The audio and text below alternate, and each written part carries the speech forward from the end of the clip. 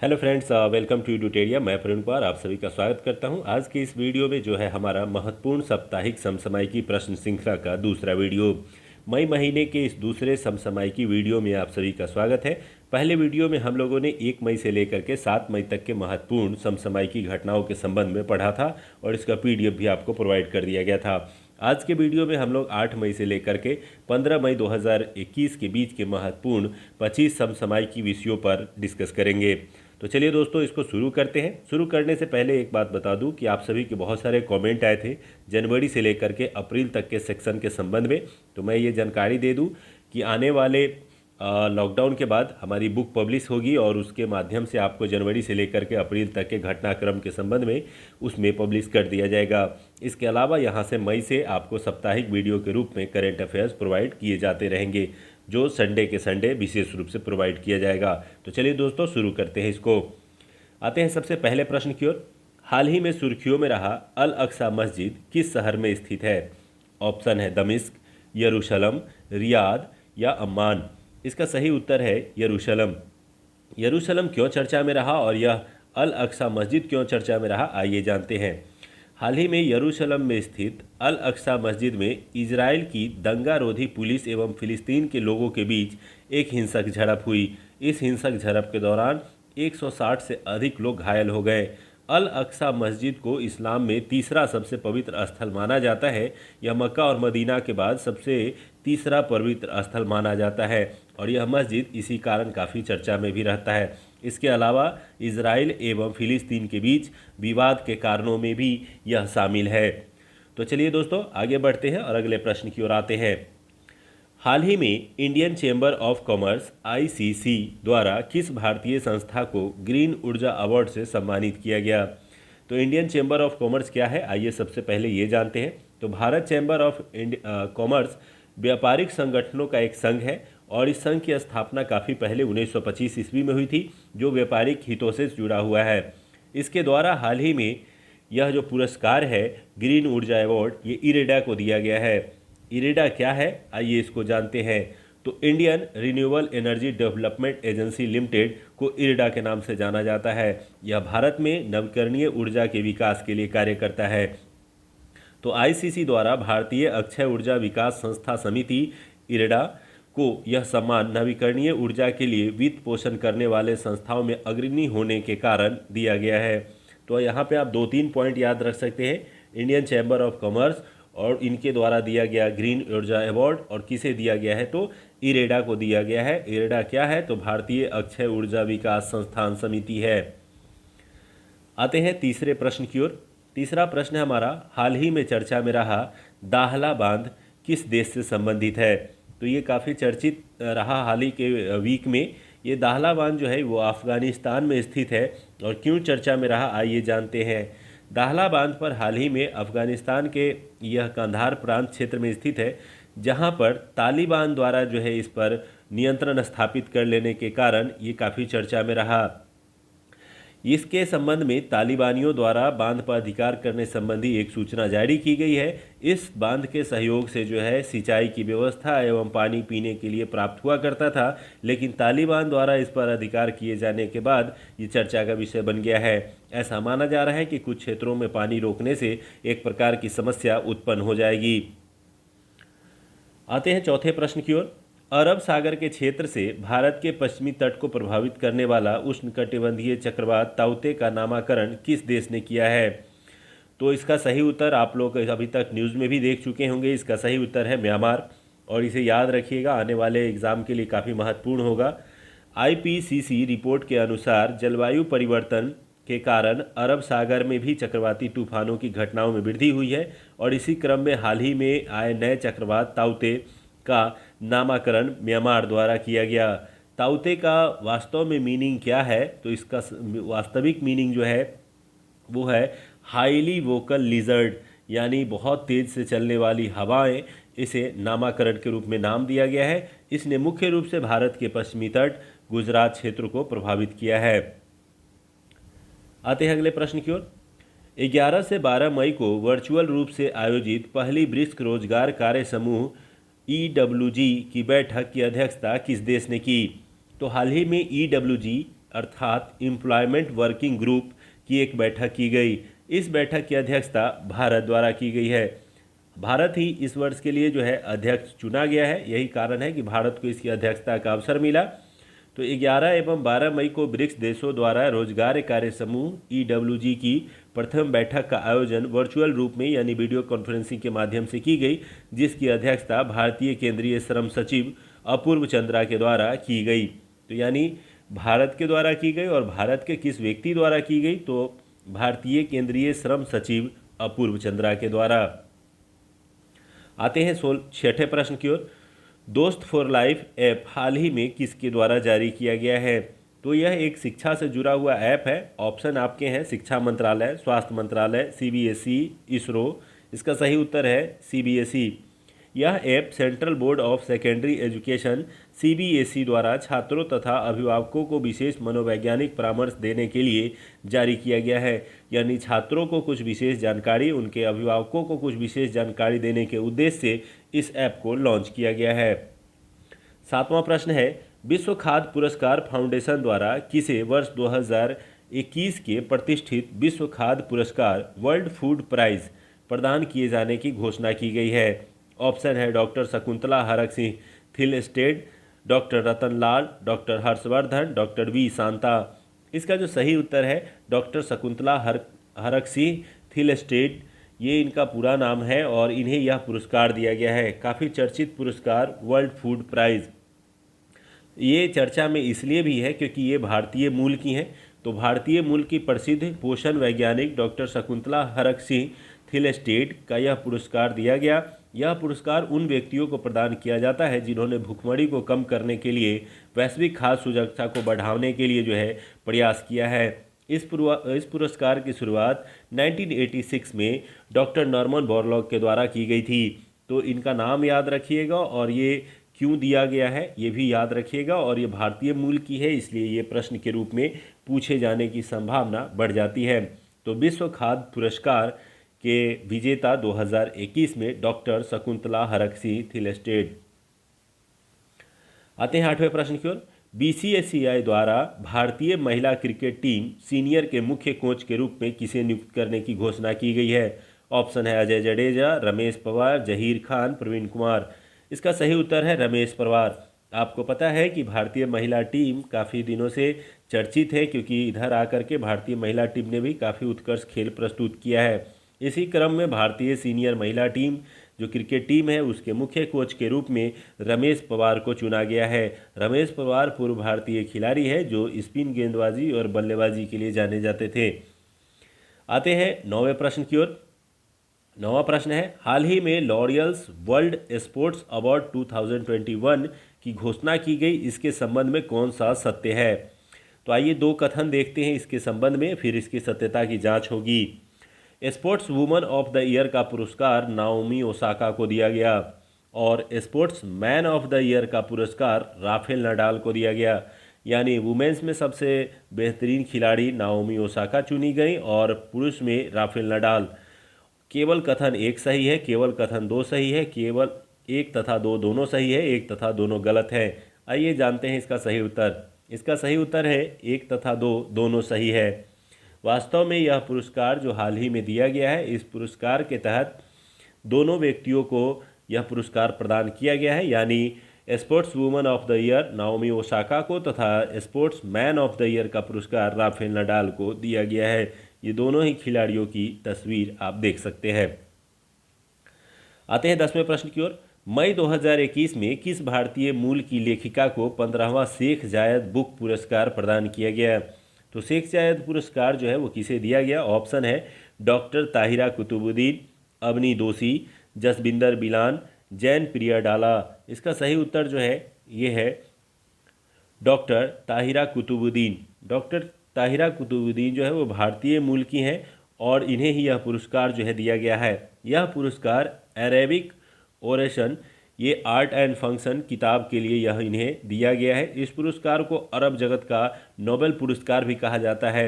ये काफ़ी चर्चित पुरस्कार है और इस पुरस्कार को पाने वाली भारतीय मूल की लेखिका है, इसलिए यहाँ से प्रश्न बनने की संभावना काफ़ी अधिक हो जाती है। तो डॉक्टर ताहिरा कुतुबुद्दीन जिन्हें दिया गया है शेख जायद बुक पुरस्कार। इसे अरब जगत का नोबेल पुरस्कार कहा जाता है। आते हैं अगले पॉइंट की ओर। WHO के अनुसार भारत में कोविड-19 का एक नया वेरिएंट मिला है जो विश्व के 44 देशों में फैल चुका है। इसे WHO ने क्या नाम दिया है? तो भारत से कोविड की जो नए वेरिएंट का फैलाव अन्य देशों में हुआ है उसे WHO द्वारा एक नाम दिया गया है। उसके लिए ऑप्शंस आपको दिखाई दे रहे हैं। इसका सही उत्तर है ऑप्शन ए B.1.617। ये भारतीय वेरिएंट का जो है नामकरण किया गया है। विश्व स्वास्थ्य संगठन WHO ने भारत में पहचाने गए नए कोरोना वायरस को B.1.617 स्वरूप का नाम दिया है और इस पर चिंता व्यक्त की है कि भारत का यह वेरिएंट जो है वो कई देशों में घातक रूप से फैल रहा है और भारत में भी जो जान माल की हानि हो रही है उसका मूल कारण यही वेरिएंट है, क्योंकि पिछले बार जो वेरिएंट था वो इतना ज़्यादा घातक नहीं था। आते हैं अगले पॉइंट की ओर। हाल ही में किस संस्था द्वारा विकसित एंटी कोविड-19 दवा drug 2 diauxie D glucose 2GG को DCGI ने एक कोरोना वायरस प्रभावित रोगियों के प्रयोग के लिए स्वीकृति दे दी है? तो हाल ही में यह जो है दिया गया है। इसका सही उत्तर है डिफेंस रिसर्च डेवलपमेंट ऑर्गेनाइजेशन। तो भारत में एक कोविड से लड़ने के लिए एक दवा तैयार की गई है जिसका नामकरण जो है 2DG 2 डायऑक्सी डी ग्लूकोज नाम दिया गया है। वास्तव में यह जो दवा है ये कोरोना के से पीड़ित व्यक्ति के लिए काफ़ी मददगार साबित हो सकती है। इसको डेवलप करने में सबसे महत्वपूर्ण भूमिका जो है भारत के DRDO यानी डिफेंस रिसर्च डेवलपमेंट ऑर्गेनाइजेशन ने निभाई है। DRDO ने डॉक्टर रेड्डीज लेबोरेटरी हैदराबाद के साथ मिलकर यह दवा विकसित की है। रक्षा मंत्री राजनाथ सिंह और केंद्रीय स्वास्थ्य मंत्री डॉक्टर हर्षवर्धन सिंह ने DRDO के मुख्यालय में कोरोना की इस दवा की पहली खेप को जो है लॉन्च कर दिया है। अब यह कोरोना से संबंधित रोगियों को दिया जा सकता है। आते हैं अगले प्रश्न की ओर। 8 मई को भारतीय नौसेना ने दक्षिण अरब सागर में किस देश के साथ पैसेज एक्सरसाइज किया है? तो ये पैसेज एक्सरसाइज जो हाल ही में किया गया है वो ऑप्शंस है इंडोनेशिया, सिंगापुर, जापान, ऑस्ट्रेलिया। सही उत्तर है इंडोनेशिया। इससे पहले भारत ने हाल ही में फ्रांस के साथ ये नौसेना अभ्यास किया था। तो यह जो है अरब सागर के क्षेत्र में भारतीय और इंडोनेशियन नौसेना के साथ जो है यह एक युद्ध अभ्यास किया गया। यह एक सहयोगात्मक युद्ध अभ्यास है जिसमें मित्रवत रूप से दोनों नौसेनाएं आपस में सहयोग स्थापित करने के लिए अभ्यास करती है। इसे नाम दिया गया है पासेक्स 2021। आते हैं 14वें प्रश्न की ओर। हाल ही में किस देश के द्वारा तीसरे आर्कटिक विज्ञान मंत्री स्तरीय बैठक ASM3 का आयोजन किया गया? इसका सही उत्तर है आइसलैंड एवं जापान। आइसलैंड एवं जापान दोनों में संयुक्त रूप से इस मंत्री स्तरीय बैठक को जो है किया गया है। क्या है ये? तो आर्कटिक क्षेत्र से संबंधित विज्ञान को देखते हुए ये मंत्री स्तरीय बैठक बुलाई गई थी। भारत इसमें जो है एक प्रशिक्षक देश के रूप में शामिल हुआ था और भारत के भी इसमें शामिल किया गया था। ASM3 मंत्री स्तरीय बैठक में जो मूल उद्देश्य रखा गया था वो रखा गया था नॉलेज फॉर सस्टेनेबल आर्कटिक। तो सस्टेनेबल आर्कटिक को ध्यान में रखते हुए इस बार के थीम पर यह बैठक आयोजित की गई जिसकी अध्यक्षता आइसलैंड एवं जापान में की गई। आते हैं 15वें प्रश्न की ओर। विश्व स्वास्थ्य संगठन WHO ने किस देश की सिनोफार्म कोविड वैक्सीन को जो है इमरजेंसी में इस्तेमाल करने की अनुमति दे दी है? तो इसका ऑप्शन है रूस, इजराइल, चीन, अमेरिका। इसका सही उत्तर है चीन।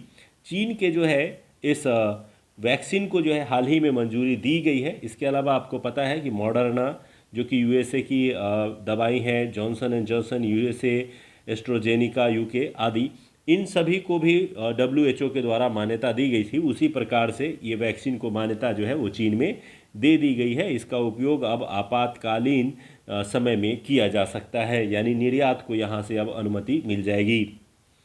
आते हैं 16वें प्रश्न की ओर। हाल ही में प्रकाशित पुस्तक life in the clock tower valley के लेखक कौन है? ऑप्शन है मेघान मार्कल, काल्की कोचलिन, शकूर राथेर, अनुपम खेर।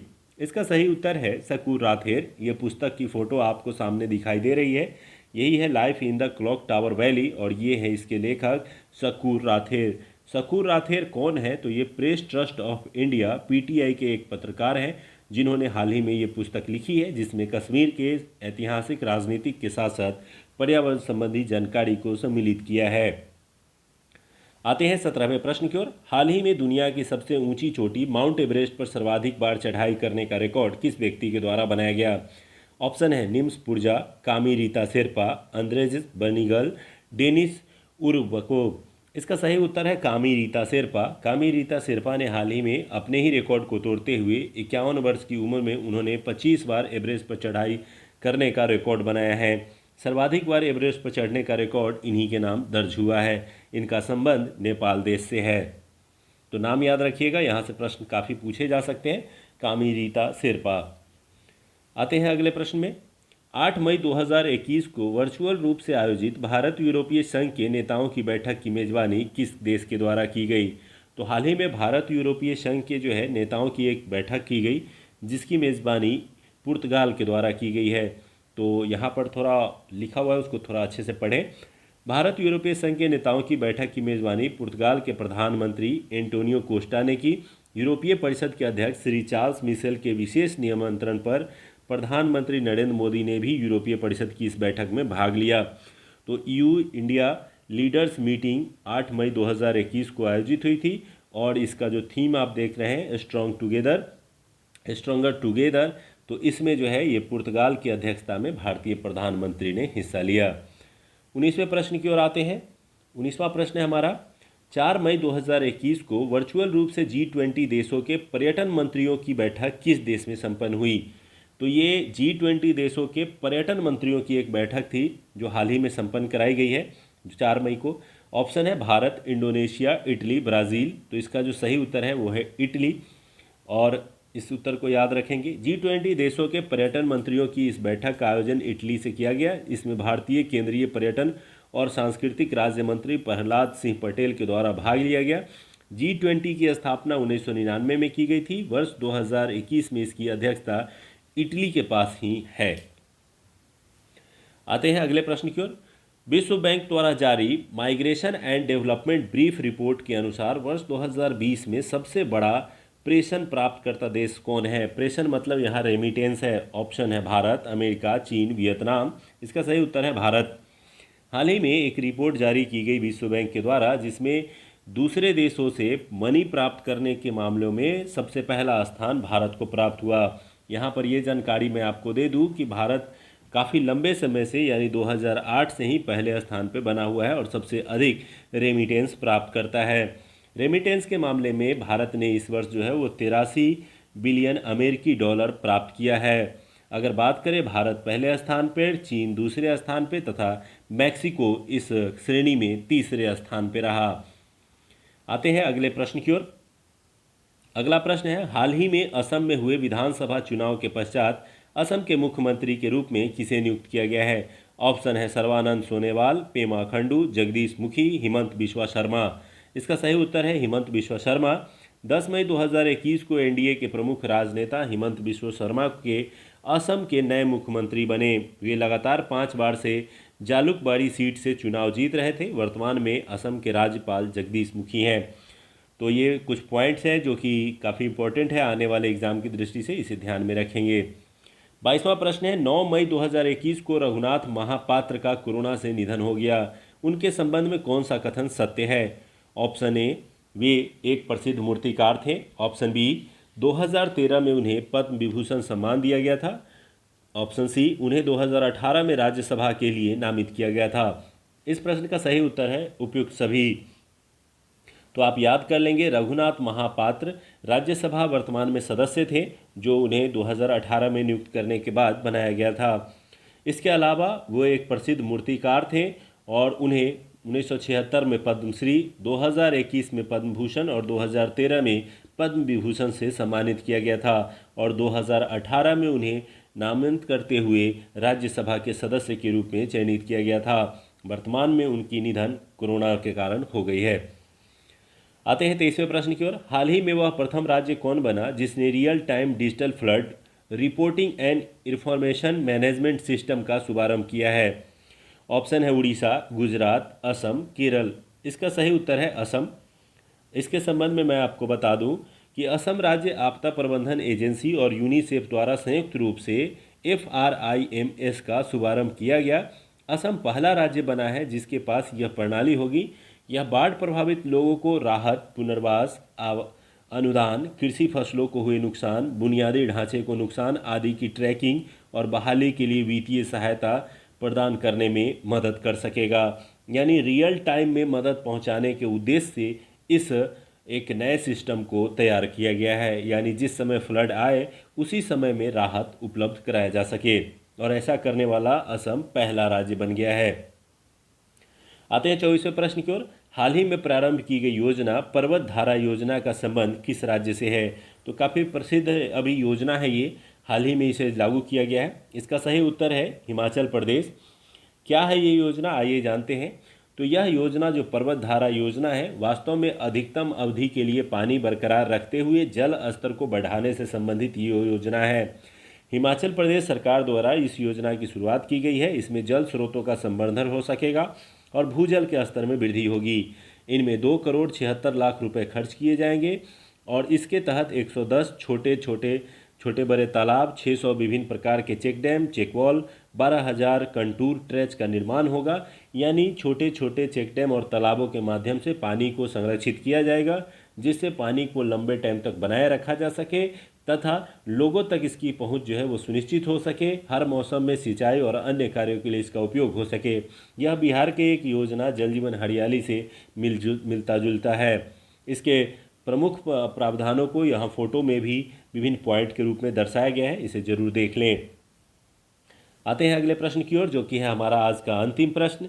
जल जीवन मिशन के तहत ग्रामीण क्षेत्रों में 100% पाइप जल कनेक्शन का लक्ष्य प्राप्त करने वाला दूसरा केंद्र शासित प्रदेश कौन बन गया है? ऑप्शन है लक्षद्वीप, अंडमान निकोबार, पुदुचेरी, चंडीगढ़। इसका जो सही उत्तर है वो है पुदुचेरी इसका सही उत्तर है।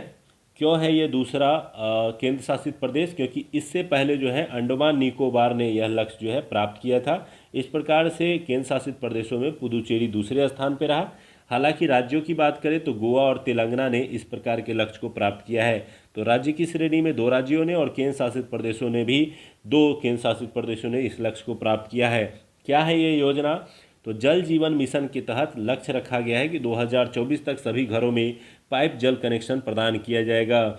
इस कनेक्शन के माध्यम से प्रत्येक घर तक जो है पाइप के माध्यम से यानी नल के माध्यम से पानी उपलब्ध कराने की योजना है 2024 तक, जिसे लक्ष्य के समय अवधि से पहले ही पूरा कर लिया गया है। यह बिहार की एक योजना जो हर घर नल का जल से मिलता जुलता केंद्रीय परियोजना है।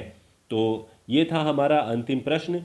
कैसा लगा ये प्रश्नों का चयन, कैसा लगा ये PDF का नया फॉर्मेट, इसको ज़रूर कमेंट सेक्शन में बताइएगा ताकि हमें भी उत्साह मिले और इसी प्रकार से आपके लिए हर संडे को करंट सेक्शन के तहत वीडियो उपलब्ध कराया जा सके।